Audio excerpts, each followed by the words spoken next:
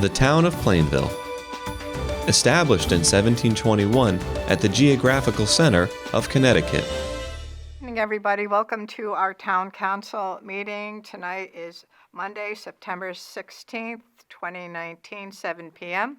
If you'll please stand for the pledge, Councilman Wazarko will lead us.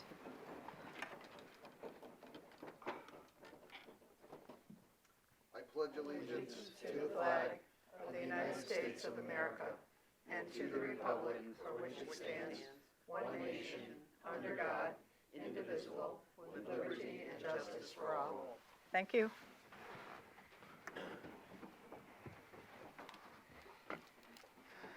Okay. Moving along, we do not have any presentations or public hearing this evening. May I have a motion to approve the minutes of our previous meeting, please? Madam Chair, Yes. motion to approve the minutes of August 19, 2019 regular meeting. Second. I have a motion and a second. Are there any additions or corrections to the minutes? All those in favor? Aye. Any opposed? Thank you. Madam Chair, Yes. I'd like to make a motion to add something to new business Okay. and move tax refunds down to number 5 and add a number 4 as established public hearing for sewer user fee. Second. I have a motion and a second. Is there any discussion on the motion? All those in favor? Aye. Any opposed? Thank you. Okay, thank you very much. All right, moving on. Any announcements and reports tonight from anybody? Madam Chair? Yes. Yeah, the three groups to which I'm the liaison all met last week, so I'm going to just give a couple of highlights from each one.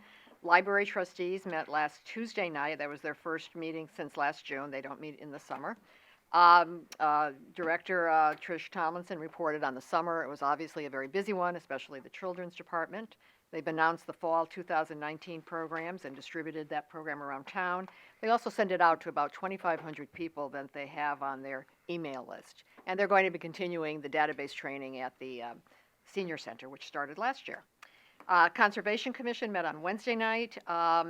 Their Pequabic River cleanup is scheduled for Saturday, September 28th, 9 to noon. And they're looking for volunteers. There will be things posted on various social media sites. It's going to go in the drive right along the south side of West Cemetery, and you go down there, and that is the location, and volunteer if you can. They were at the Balloon Festival. They had a very successful time. They partnered with the Pequabic River Watershed Association and did several things at their booths, one of which was giving bags that say courtesy of the Plainville Conservation Commission. They asked me tonight if I would give one to every council member, which I've done. I really want to thank them for that. And they had different informational items inside the bags at the Balloon Festival. So obviously they're very useful from an environmental point of view, and I think also if you see them around town, it gives a message that we have an active Conservation Commission. So I want to thank them for that. And on Thursday, Committee on Aging met. The meeting opened on a very exciting note. They had just gotten a letter. Sean literally opened it at our meeting about the funding for the dial-a-ride. Now that's federal transit administration funds. It's state administered. So Sean opened the letter, and they did receive the funding. Okay, so that's 80% of the cost for a new dial-a-ride vehicle. The other 20% is paid by the town. It's an item we budgeted for. And it was very exciting because this has gotten much more competitive over the past years. Online registration for programs is something new, and that's begun. They are also supplementing Dial-a-Ride with the senior transportation services, which I know we've spoken of a number of months ago, and that's really in action now, and that's going well too. And Sean did, of course, give an update on the questions about the Coral Group. And I noticed that in the town manager's report, he's going to provide some of the details on that. There was a special meeting on that the week before, which I also attended. Okay. And that's it. Thank you, Rosemary. You're busy as always. I appreciate your reporting. Does anybody else have anything to report? Madam Chair, Yes. last week I attended a retirement party for Colin Reagan from Parks and Rec. Oh, yeah. I know you attended and Robert Lee attended, Right. and it had a lot of people from all over town. It was a great event, and it's going to be sad to see him go, but I wish him well. Yep. 40 years. Mm-hmm. Yep. That was very nice. Well done. Anybody else have anything? Yes, Madam Chair. I just wanted to touch on Colin Regan as well and the 40 years of service. He truly cared about this town very much. At the end of the Park and Recreation meeting that I attended, he was, very thankful to everybody in town, and I just wanted to let everybody know that, he truly cared about the town, and you can definitely see it through all the work he's done here for us here. So. Right.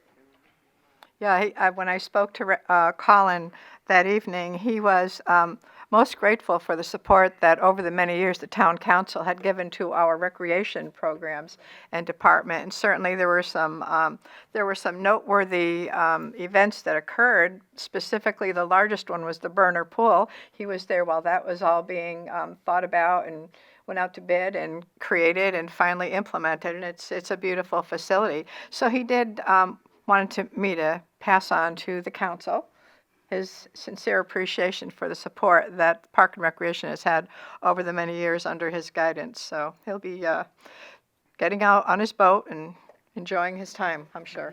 Absolutely. Okay. Anybody else have anything to report? All right, I just have one item that I'm not sure if everybody's aware of this, but I think it's important to speak about. A young child who was a fifth grade student at Taflon School passed away yesterday. His name was Axel Sundberg Ouellette. He was the son of Bill and Melanie Ouellette. He passed away from a long battle with leukemia. He had a great many friends in Plainville, lots of support in Plainville, and he is now out of pain and out of suffering. But I bring it up because the schools are fully aware of Axel's passing. But I did want to make mention that I had read recently that there is a collection of donations, cash donations specifically, being formulated. And if anybody is interested in donating to the family, you can drop your donations off at Field Plumbing and Heating. They are located at 121 West Main Street. If you'd like to call and ask for hours as to when they'd be there to accept these donations, the phone number is 860-793-2864. I'm sure the family has many things to take care of after such a long siege, and going forward, some things they need to do. So I think that's a marvelous way for one of our local businesses. They were quite close to the family to make it easy enough. If you find it in your heart to donate to this family, they would certainly appreciate it. And that is all I have. So if there are no other reports, let's move on to appointments and resignations. Madam Chair? Yes. Motion to appoint Robert Michalek Jr. to Maiden Lane as a regular member of Zoning Board of Appeals for the term ending October 1st, 2021. Second. I have a motion and a second. Is there any discussion on the motion? All those in favor? Aye. Any opposed? Okay, we have any more appointments Madam Chair, tonight? Yes?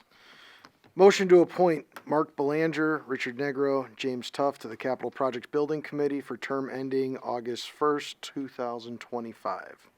Second. I have a motion and a second. Any discussion on the motion? All those in favor? Aye.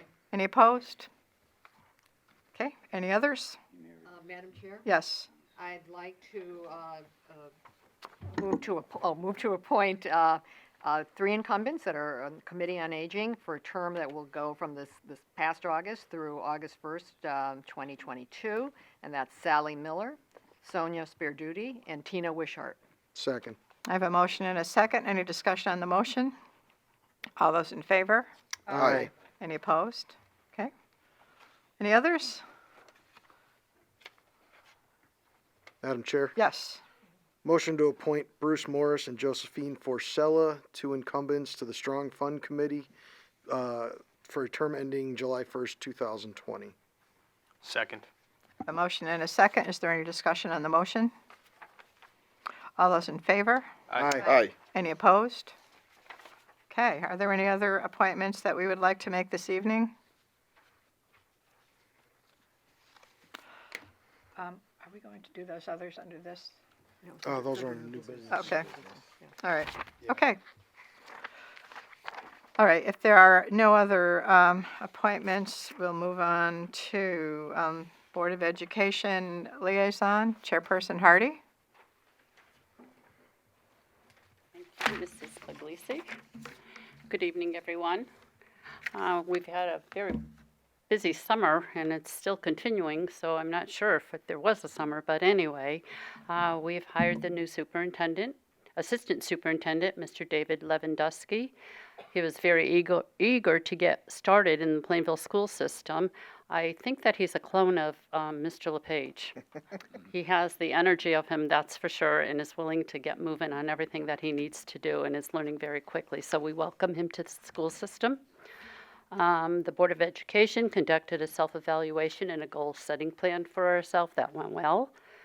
The board recognized 9 individuals for their many years of service to the Plainville schools. A reception of honoring these retirees followed this recognition. Mr. LePage flew into his new position as superintendent on July 1st and has not put his feet on the ground as of yet. He's seen all around the town and every school you could possibly be at any given time. At this rate, he will earn his CAPE earlier than the end of the school year, which is something we talked about at convocation with everybody coming in with their CAPEs except him, because he said he wanted to earn his CAPE and wait till the end of the year. Plainville's Teacher of the Year for 2019-2020 recognition was Marilyn Speranzo, a music teacher at the Linden Street School. Madeline Runn was recognized for her dedication and leadership as liaison to the Board of Education, and we thank all those that participated to help us during all of this. Thank you. Thank you. Report of the town attorney. Do we have a report this evening? Okay. Thanks for being here. Okay. Report of the town manager. Thank you. I Billy. have several items. First is the sewer user fee discussion. You may recall that several years ago, the town engaged Ty and Bond to perform a study to develop a plan to address the upcoming cost impact of the sewer phosphorus project. Ty and Bond analyzed the cost of the project, including the projected increase in the debt service and the operating expenses due to the state mandate to reduce phosphorus levels to the Pequabic River. They, at that time, recommended a plan that would gradually increase the sewer user charges so as not to have a significant jump all at one time when the project was completed. They also recommended that the town plan to keep an unassigned fund balance equal to 3 months' operating expenses in the sewer user fund to protect against any unanticipated emergency expenses that could occur. The recommendation at that time was that the user charge increase at a steady rate of 4.8% a year for approximately 10 years. Last year, based upon a review of the unassigned fund balance and the sewer operating expenses, the town council was able to lower that projected increase that was in the as part that was recommended in the study years before. Rather than have a 4.8% increase, the council lowered that increase to 3.5%. And town staff had projected that future increases through 2026 would be a decline from a high of 4.5%, which was projected for this year, gradually decreasing to 3% for the following 6 years. If you could follow all that. But anyhow, town staff has updated the analysis and is recommending a smaller increase for this year. That increase we're recommending is 2%. Additionally, town staff is projecting a 2% increase for the following 5 years as well in order to maintain 3 months of operating expenses in the unassigned fund balance. And you have the spreadsheets as far as the projection is concerned. When we looked at the numbers this year, it appeared as if as we got out to 2026, that the unassigned fund balance was still going to be at a significant level. So we did some analysis and said that at least based upon what we know today, at a 2% for this year and projecting that going forward. Certainly decisions made each year depending upon where the numbers go, but I think that's very good news with respect to at least our sewer user rates begin to settle out. If the town council accepts this recommendation, the next step would be to schedule a public hearing for the October 7th town council meeting. You may recall that we bill November, due November 1st. People have a month to pay without penalty, but we generally send them out by November 1st. So we do have that as an item under new business. to set the public hearing. You have the spreadsheets in front of you. I'm not sure if there's anything you want to discuss at this point in time. Certainly could answer any questions you might have. Anybody have any comments or questions about this recommendation? It's always nice to get a reduced amount Yeah. rather than going in the other direction. Absolutely. Yep, Madam Chair, yes. I do have one question. We, at the 2% by 2026, we pretty much can't do 2% anymore, it looks like. Can you just, before we meet again, what would have to happen after 2026 to maintain the 3 months in fund balance? The Have debt you service, done that already? the debt service is going to be level funded. I mean, we'll pay Yep, the same yep, amount each year. yep. So it'll really be dependent upon where our operating expenses are at Okay. that point in time. And it will be related. So if our operating expenses go up 2%, in general, that, all things being equal, we would expect that any increase would mirror that. Okay, But maybe even a little less so because the debt service makes up a significant amount of dollars to begin with. So it'll be, all things being equal, a little bit less than whatever the operating expense increase. And we've used, for this analysis, an operating increase of about 2% once we get past the initial increase as a result of, dealing with phosphorus. yep. Okay. Thank you. Okay, any other questions for the town manager about this? Nope, okay, thank you. Next item I have is the local complete count committee. This deals with the census, the 2020 census. In June, a representative for the 2020 census addressed the town council encouraging Plainville to consider organizing a complete count committee. The purpose of the committee would be to promote and encourage a response to the 2020 census.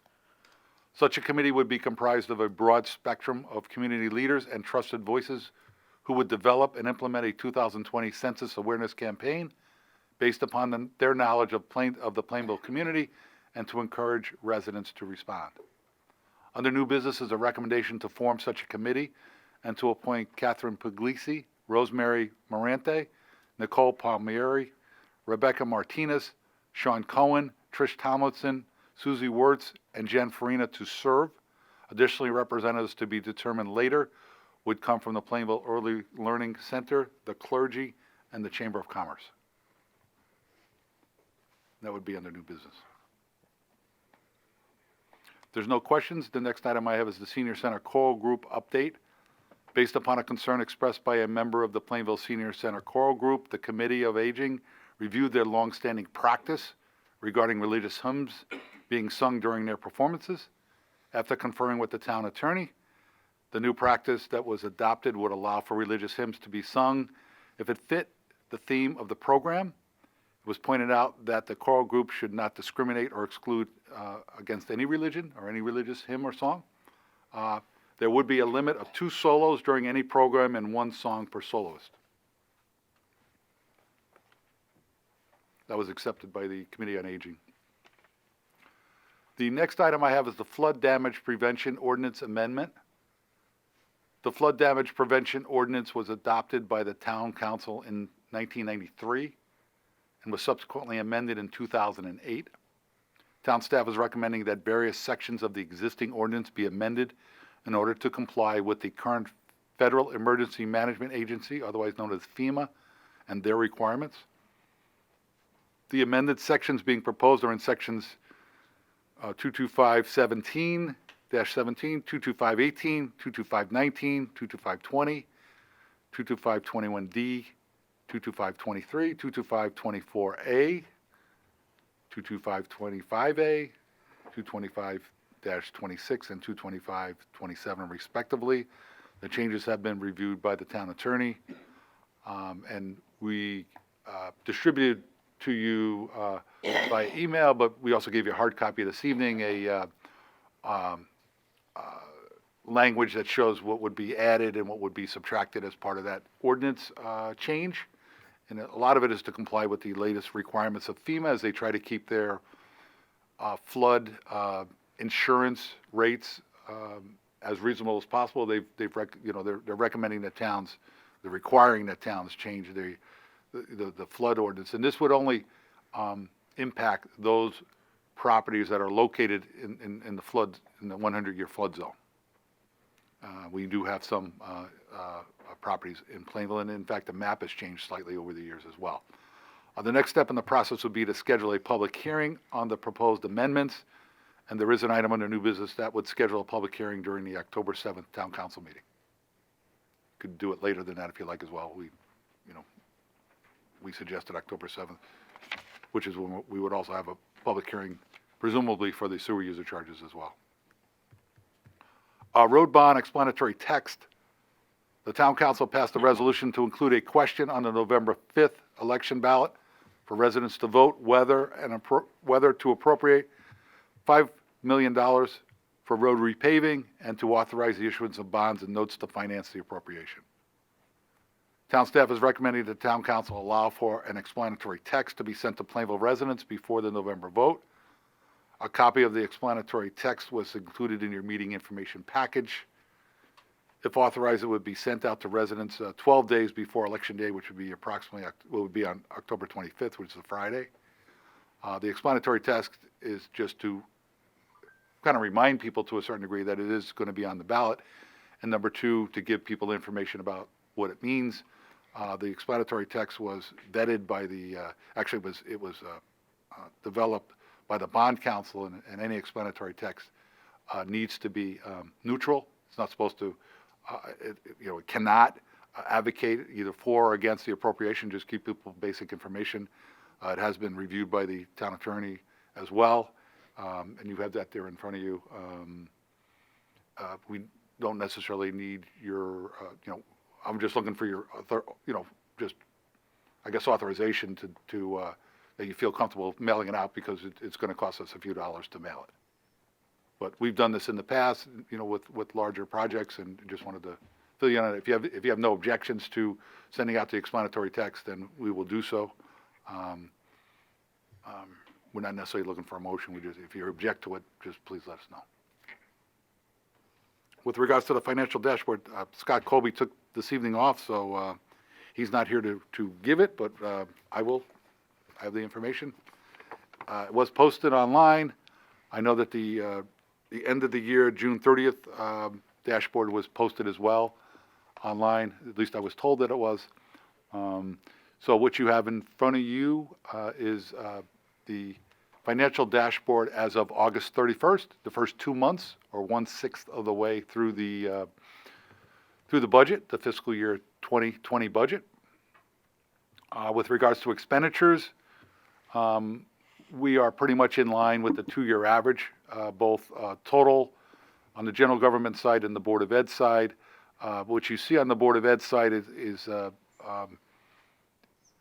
the residual of the switching over the health insurance,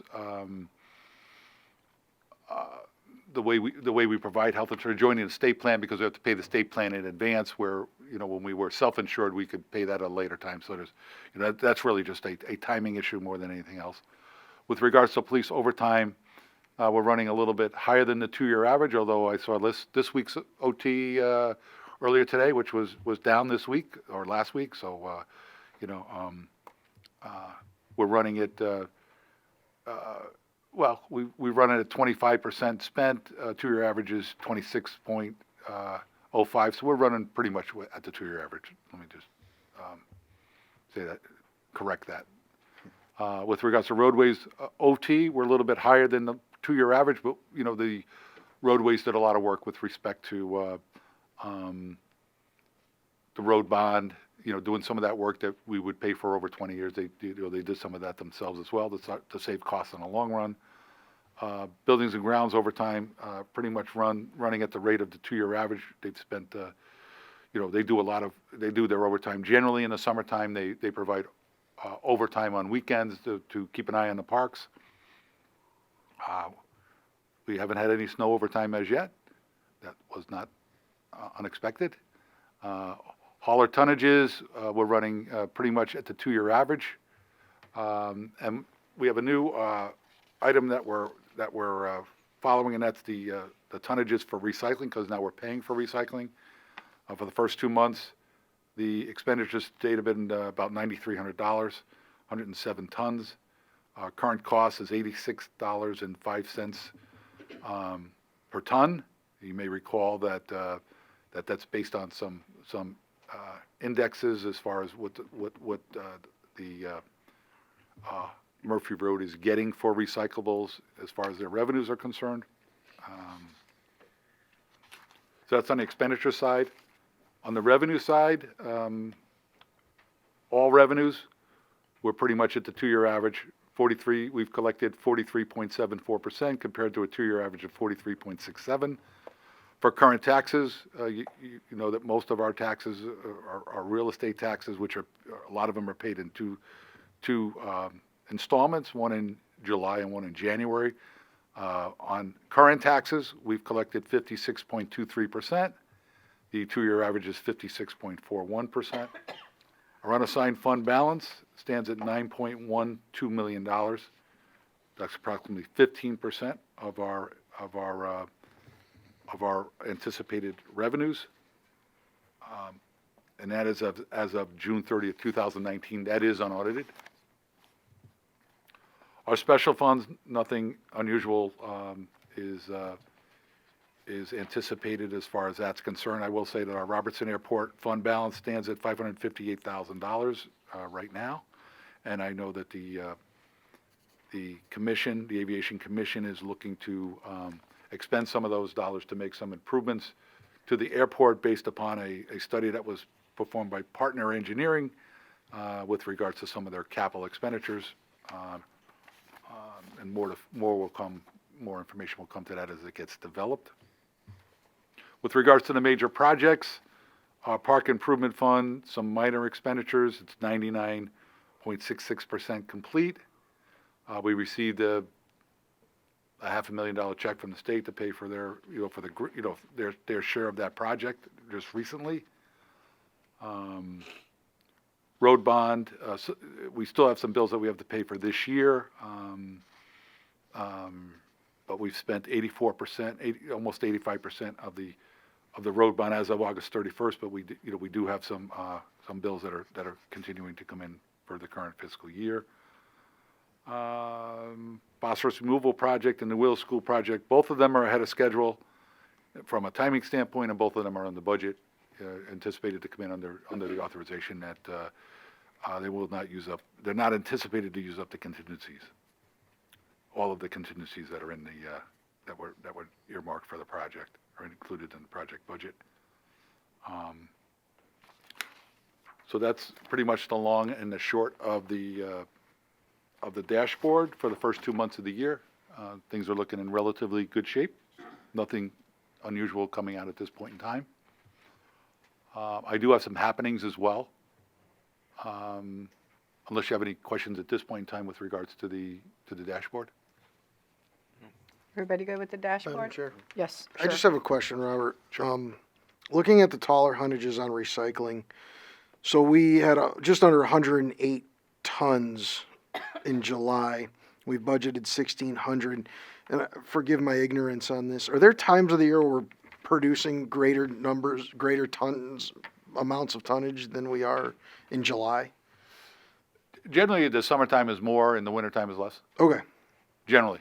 All right. And that goes for trash as well. Okay. Thank you. That's generally the trash plants do their waste energy plants do their they do service on their equipment in the wintertime because that's when things are Gotcha. Generally lower. Thank you. Okay. Anybody else have any questions about the dashboard? Okay, thank you, Robert. Next item I have is some happenings. First item I have is the historic bus tour. You may recall that was put off because of the very warm weather that we were having during the summertime. The historic bus tour celebrating Plainville's 150th anniversary will be held Saturday, October 5th. It will begin at the Municipal Center parking lot, 1 Central Square at 10 a.m. and run every half hour until 3 p.m. There will be 2 buses with volunteers that will ride the bus and give details of the historic sites. All individuals will receive a booklet that describes the sites with its historical value. They will also be given an informative brochure with pictures. So that's October 5th. Pumpkin Fest 2019 will be held Saturday, October 19th in the downtown area in front of the Municipal Center from 4 p.m. to 8 p.m. The outdoor festival features live music, a kids costume parade, kids games, pie eating contest, a variety of food trucks, a haunted house, and over 50 vendors. More information can be found on their website, which is Plainville Pumpkin Fest, all one word, plainvillepumpkinfest.com. That's their website location. The event is rain or shine, and admission is free. And then we have the fall bulk pickup. Fall bulk pickup is being held on Mondays through October 28th.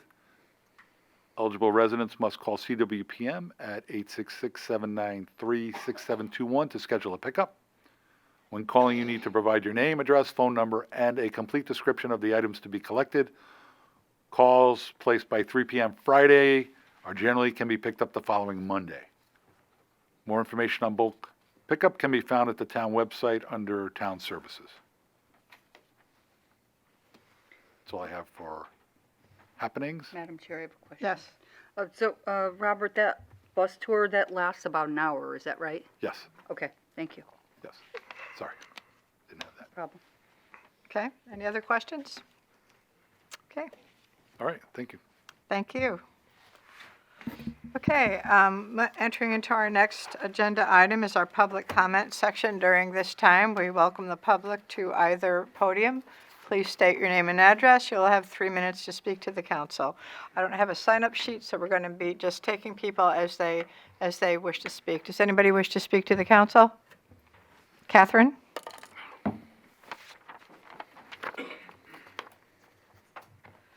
I hope you can put up with my fall allergy voice tonight. Catherine Labella, 50 Pierce Street. We have long been assured by consultants and town employees that the proposed linear park through Plainville neighborhoods will safely close at dusk, leaving us to enjoy our residences. Please listen to the known facts of what happened in Vernon on Friday night when a stabbing occurred along the Hop River rail trail. Who? A 17-year-old Rockville High School student and a second victim were reportedly using the trail to walk home after a football game. What? According to a report by his mother, the 17-year-old was stabbed over 10 times after being jumped by a group of over 20 people. The second victim was reportedly cut on a finger and beaten with a bat, as was the 17-year-old. When? This occurred on Friday, September 13th at approximately 10:15 p.m., long after dusk. Where? The incident reportedly occurred along the Hop River Rail Trail near the Ryefield condo complex. How? At least 2 Vernon juveniles have been arrested. One is accused of the stabbing while the other is accused of beating both victims with a bat. Additionally, 3 people were arrested before an apparent attempt to retaliate. In a vehicle police found a hunting knife, a baseball bat, a wooden pole that had knife blades attached to both ends.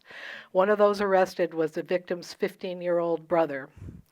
Why it happened is unclear, but the mother just gave a report that I saw before coming out here tonight that several factions of kids had been fighting since May.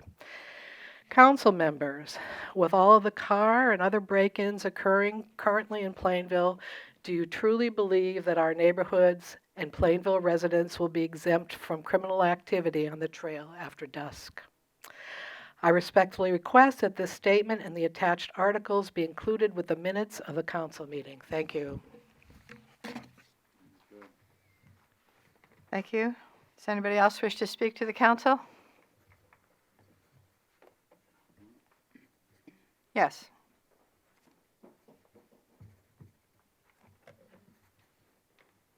Hi, Carrie Zach, 87 Hollyberry Lane. I know the bike path, the alternate path was put on the map. Is that still something that's being considered? I'm sorry, which alternate are you speaking Oh, I'm of? sorry. So originally it was supposed to go on the Mule Hole Trail on, at the end of Hollyberry Lane on the other side of the canal. And I understood that there was an alternate route put on the map that kind of goes into the park instead of right on the canal? Yeah, those options are still, nothing has been determined with regards to where it's going to go at this point. Oh, okay. They're 'Cause still gathering survey work and environmental work, and then they're going to propose something which will be reviewed and eventually presented. But yes, that's still Oh, on it the is? table. Okay, because some of my neighbors thought it was a done deal with going on the Mule Hall Trail. Okay, well, because I saw they were out there surveying, they have their, Right. orange flags up. Yep. But, that is wetlands there, and, if you look up wetlands, it's to improve water quality for flood control for wildlife. It's critical to maintain clean water and support wildlife. And, every night we see, deer, fox, hawks, owl, a lot of different wildlife there. And also, wetlands store carbon within their plants, plant communities, and in the soil instead of releasing it into the atmosphere. So it's an ecological thing, and the wetlands act as a sponge, help reduce flooding. If you look it up, there's a lot of facts about wetlands, which that's what it is. Behind our house on Hollyberry Lane there. So I think to completely just disregard that, is, environmentally irresponsible, really.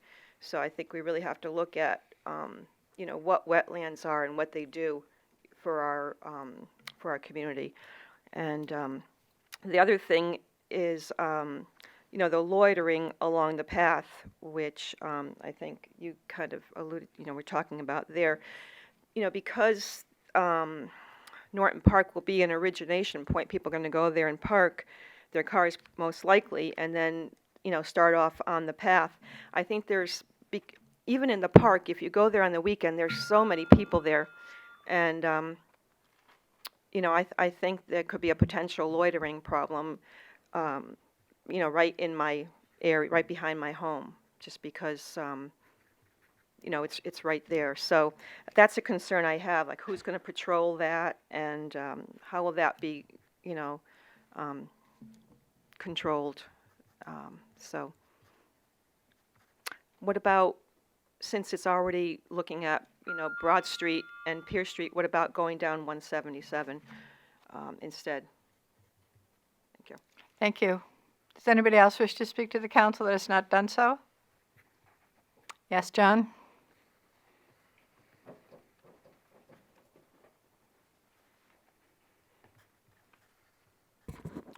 John Kislick, 65 Forest Hill Avenue. Good evening, Town Council. Hello? Robert. That was good news about the sewer fee. I brought that up last year, and I think Councilwoman Tompkins jumped on it, and you guys did reduce it. It was looking by the project coming in lower, and so that's good news, 2%. The other thing, I didn't know what I was going to talk about tonight, but when I went online and saw that it's the town manager's evaluation, it's one of my favorite topics. I know that the council sees the town manager in a different light than the public, and you're the ones who are on top of, the operation of the town. But what I would like to see this year, when you do the evaluation, can you put an article in the paper for the results, what a salary will be and what you recommended? Other towns have this, and I think it'd be good for the residents to see how you evaluated the town manager and what his salary is. Now, for my part, as a citizen, I think citizens should have a little bit of input in the town manager's evaluation too.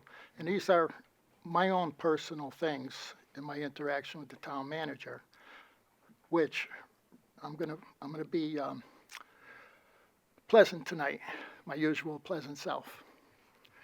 The town manager had the fireside chats this year, brought them back, and they were really good. We had quite a good attendance. A lot of issues came up, and there were some that I was really surprised the way the town manager handled them, especially one at the senior center.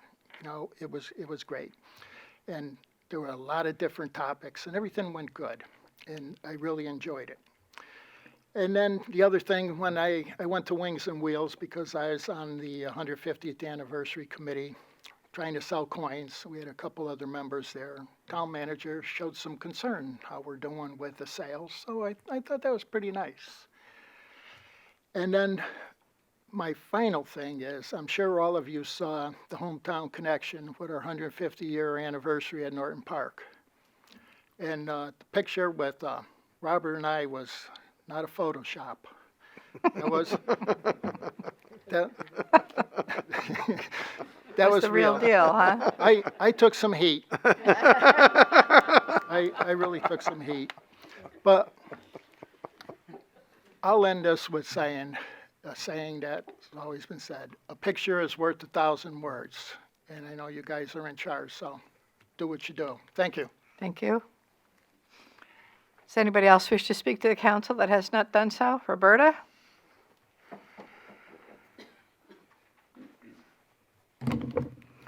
Roberta Loria, 18 Perrin Road. For the benefit of Carol and Town Council minutes, I oppose any trail or alignment that will be on, next to, or have an impact on any neighborhood in Plainville. The late Zig Ziglar would say that when strangers approached him to give him a compliment, they tended to say he was a person that could sell anybody anything. In Zig Ziglar's eyes, someone who could sell anybody anything was not a professional. They were a con artist. The professional would only sell a product he is convinced will make the customer the biggest winner and not cause negative impacts to others in the process. While Zig Ziglar was speaking about sales professionals' behavior, much of what he spoke about can be applied to this trail and how the residents and taxpayers who are directly impacted have been treated and ignored. We had a presentation at the past town council meeting shown to us by the representatives of the DOT, which are part of a committee that are designing the trail. Like all other presentations, during the course of this 24-minute, 35-second presentation, not 10 seconds was given to the people who you're forcing this on. Over the course of several months, people came and gave you their concerns. 69% of respondents told you no, and you ignored every one of them and approved this expensive fiasco. Imagine if our voting system was treated that same way. During the presentation and question period, there was a mention, more than once, of wanting to make sure this project met regulatory agency approval. Yet the safety of the people who are forced to live next to this nightmare 24/7 was never considered or brought up. You are dealing with a DOT that has admitted they have done only one of these projects and yet has said nothing on how to take care of the people this is being forced on. Not one slide showed a true rendition of what will be going on in Plainville when it is next to or in neighborhoods. A question was brought up by a town council member about privacy and security to residential neighborhoods and how much input they will be able to give. There was a very long pause by the presenter, whose response was that he's always available to talk, and he has seen at least a dozen people already. He then talked about things pertaining to this question, including the mailings that those impacted people would be getting after things were decided. It is sad that, based on this response from this presenter, there's no intent to listen to the people regarding this project. There was also the talk about the possibility, at the conclusion of the each design phase, that it would go back to the town employee for municipal support. Why is a member of this committee making any kind of decisions about this? This should be considered a conflict of interest. If you were to compare what Zig Ziglar believed and what you said and this committee has been doing to people directly being impacted, you would be considered con artists.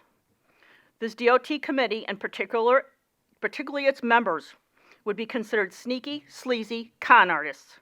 You are benefiting a group that wants something for entertainment and recreation purposes only at the expense of those that never asked for this or were ever really considered in the process.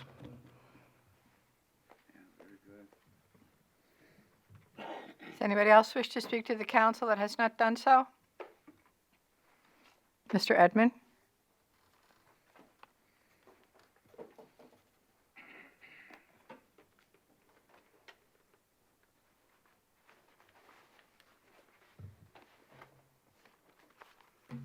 Edmund, Joel Edmund, 63 Hollyberry Lane. No rail, no trail, and no thank you. Greetings. Has anyone noticed how many trees in our area are either dead or dying? I know a lot about trees. Previous to my military draft notice during the Vietnam War, I thought that I would like to become a forester. Joining the U.S. Navy, getting married, and starting a family changed that future endeavor. However, I learned much about trees since then. The city of Hartford and the town of Glastonbury are spending approximately $750 a tree to increase their tree canopy due to the damaging effects of acid rain from the west, ozone from vehicle emissions, and corporate air pollution, plus many diseases, blights, and insect invasions. Here in Plainville, the trail people want to devastate thousands of trees of various kinds and sizes to develop at least a 20-foot wide construction zone through wetlands, private, quiet neighborhoods, past the stinky Scott Swamp, the toxic town dump, landfill, on-road, off-road, under-road, on busy town streets, Norton Park and the historic Mule Hall towpath, possibly. What are these people in the state of Connecticut thinking, especially since our state is scrounging around for money needed for highway, port, and rail infrastructure? All this for just a few who want to hike and bicycle through Plainville, of which they are already doing on town streets and sidewalks, all nicely marked with adequately lined striping depicting bike lanes. Some people, probably a small minority with no skin in the game, want the trail. But the majority of people in town do not want it, and it will not go to referendum, although I feel it should. It's not too late to defeat this abomination of an idea of a modified trail gap through the town of Plainville. It is shameful to cause so much hate and discontent to so many negatively affected. Plainville has an interstate highway, 3 state of Connecticut highways, 2.5 quarries, an airport, Phoenix Soil, the waste energy plant in Bristol, traffic galore, and various other polluting businesses here in town, all creating noise, air, and water pollution. When is enough enough? Our toxic waste dump overlooking Scott Swamp actually, years back, filling it in is most probably leaching heavy metals and PFAS chemicals into the Pequawbac River. The trail gap currently being designed incorporates most of these places, as well as interrupting the privacy of many homeowners along the 5.7-mile elongated way due to the unavailability of using the 3.05 miles of railroad property. What is it, I ask, about the rails to trails, but no rails, that is such a draw to most probable criminal behavior, violence, and animal attacks? No rail, no trail, and no thank you.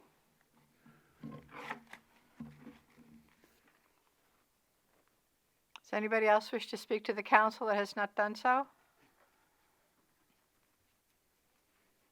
Yes, sir.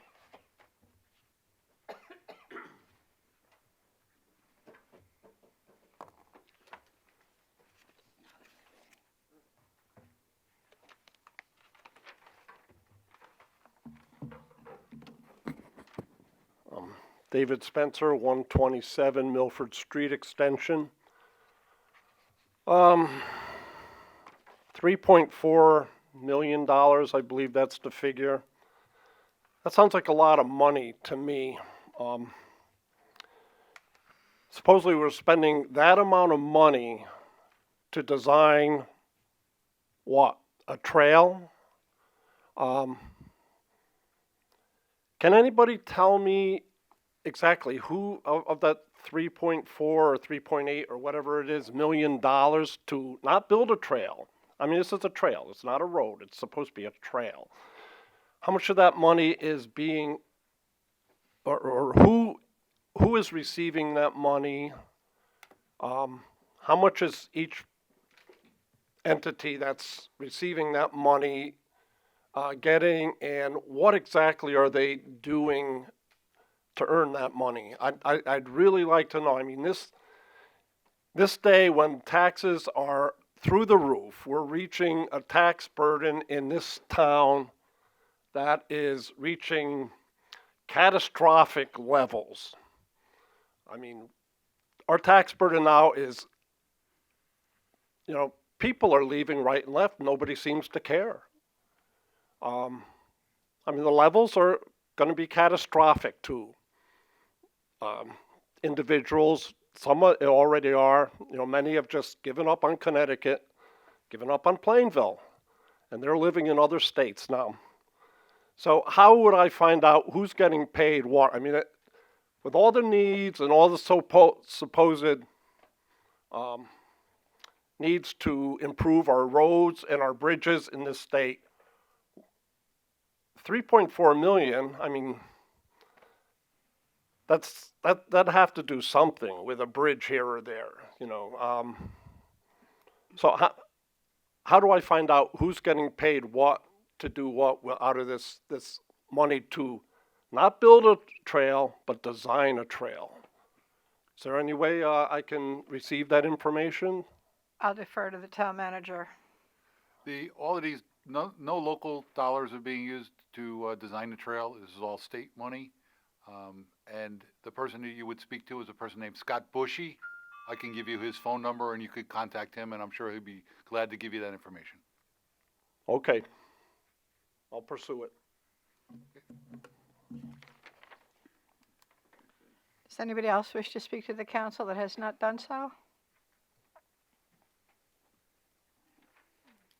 Anybody else? Joanne?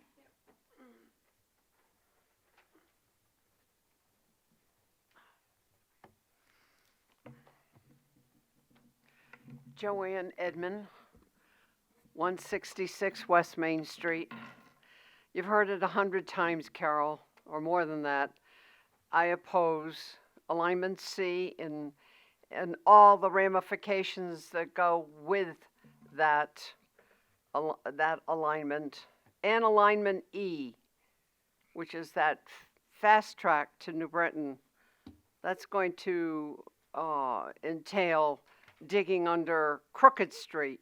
So there goes another tunnel like 72. I can't understand why, when we have Route 10 already marked, that the trail can't go down Route 10. It just seems that all the other monies are just a big waste when the state of Connecticut is hurting. And people are leaving the state, like everybody says. I mean, I couldn't explain it any better than Catherine and Roberta, my brother.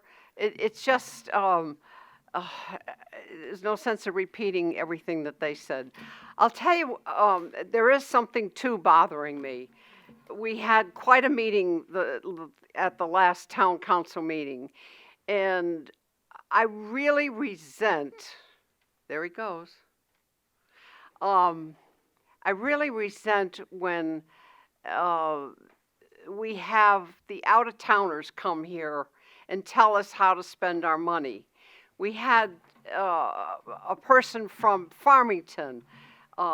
They have a house in Farmington. They might be spending some time here in Plainville. However, what business is it of theirs to come here to tell us how to spend our money? It doesn't make any sense. And it's like people are set up to come here and try to tell us what to do. And I really resent it. In fact, it rips my backside, if you want to know. Now, if this person wants a trail so badly, all those that are out-of-towners, they can putt, move their butts from Farmington up to Northampton or Southington to New Haven, the hikers and bikers. And oh, by the way, hikers and bikers, the e-bikes are coming. and they go 28 miles an hour. So watch out. Happy trails to you, all of you out there, hikers and bikers. It's going to be gridlock on the trails. Does anybody else wish to speak that has not done so? Mr. Frangos?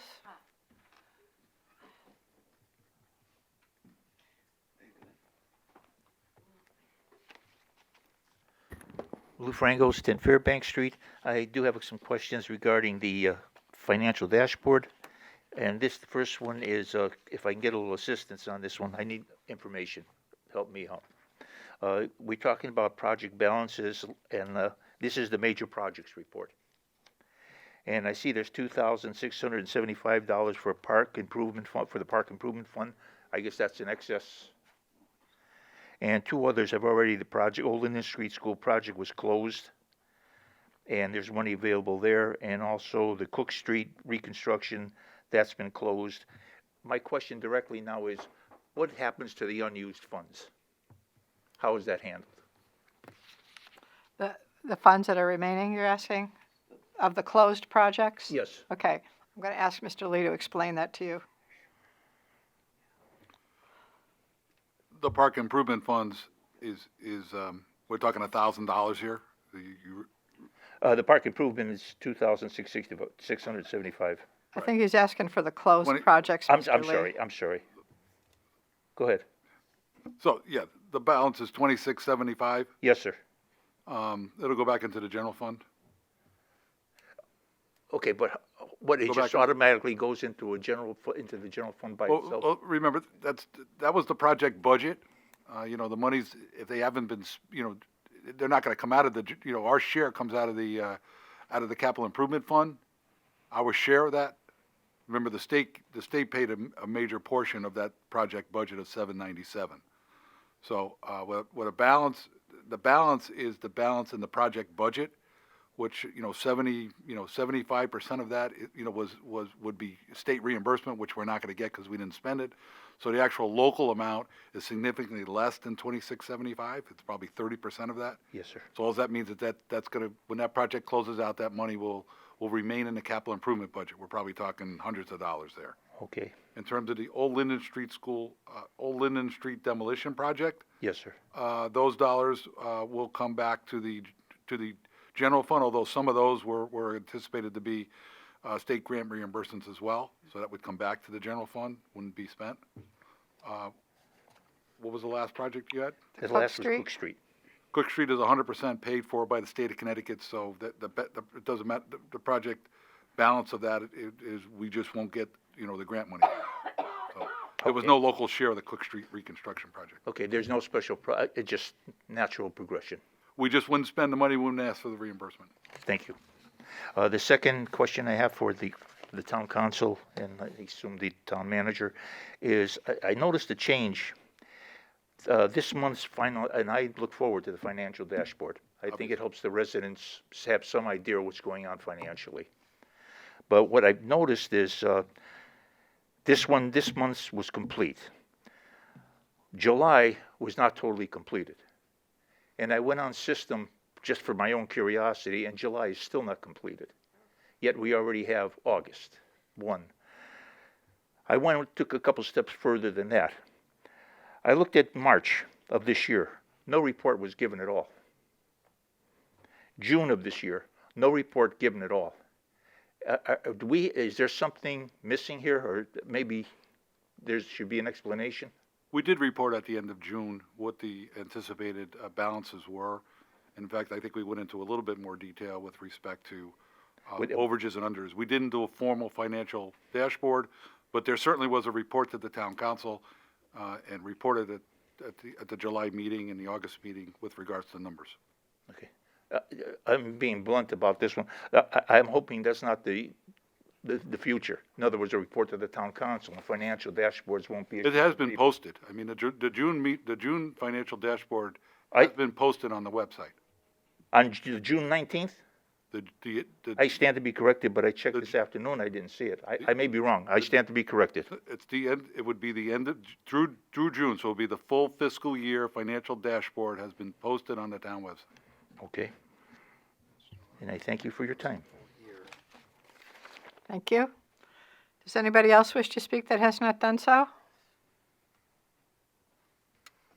Anybody else? Okay, thank you. Thank you for your time and consideration. We'll close that. Move on to, we have no old business this evening, so we'll move on to our new business portion of the meeting.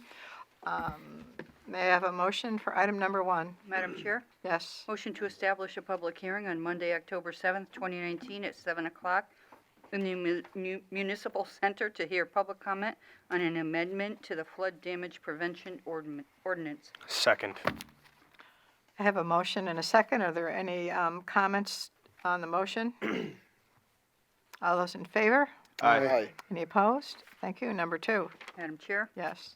motion to adopt a resolution entitled Authorizing Resolution of the Plainville Town Council regarding the 2019 Emergency Management Performance Grant Application Process. Second. I have a motion and a second. Is there any discussion on the motion? All those in favor? Aye. Aye. Any opposed? Number 3. Madam Mr. Chair? Nazzo. Madam Chair, motion to establish a complete count committee to promote and encourage Plainville residents' response to the 2020 census and appoint the following: Catherine Puglisi, Rosemary Moranti, Nicole Palmieri, Sean Cohen, Trish Tomlinson, Susie Wurz, Rebecca Martinez, and Jen Farina. Second. I have a motion and a second. Is there any discussion? Madam Chair? Yes. Just a quick word, in support of this motion. We did have the presentation a couple of months ago, and I think really we realize how important it is for Plainville to be fully counted, especially for both funding and representation issues, and I'm very happy that we're being proactive with having a group that is going to promote participation in the 2020 census. Yep. We're also going to add on, as we move along, representatives from the Plainville Early Learning Center, a representative of the clergy, and a representative of the Plainville Chamber of Commerce once we get those volunteers lined up. Okay, so we have a motion and a second. Any more comment on the motion? Madam Chair, we added in Rebecca Martinez there. Just wanted to get a quick explanation on that. Yep. If that's all right. She's Judge. a addition to the list that you have in front of you. She volunteered to serve, and Okay. we I was just. figured we'd put her on. You got it. Okay. More the merrier sometimes. Yep. Sometimes. Always merry. There are exceptions. Are there any other comments? All those in favor? Aye. Any opposed? Thank you. Number 4. Madam Chair? Yes. Motion for the Town Council acting as the Water Pollution Control Authority to establish a public hearing for Monday, October 7th, 2019 at 7 o'clock in the Municipal Center to hear public comment on the sewer user rate for the period November 1st, 2019 to October 31st, 2020. Second. I have a motion and a second. Is there any discussion on that motion? All those in favor? Aye. Any opposed? Okay. Number 5? Madam Chair? Yes. Motion to approve the tax refunds is listed on the addendum. Second. A motion and a second. Any discussion? All those in favor? Aye. Any opposed? Thank you. May I have a motion to go into, I'm sorry, any other items of discussion? I have none. Okay. Anybody else have anything? Nothing. All right. May I have a motion to go into executive session for the purpose of union negotiations? Madam Chair? Yes. Motion to adjourn to executive session for the purpose of union negotiations. Second. I have a motion and a second. All those in favor? Aye. Aye. Any opposed? Thank you very much.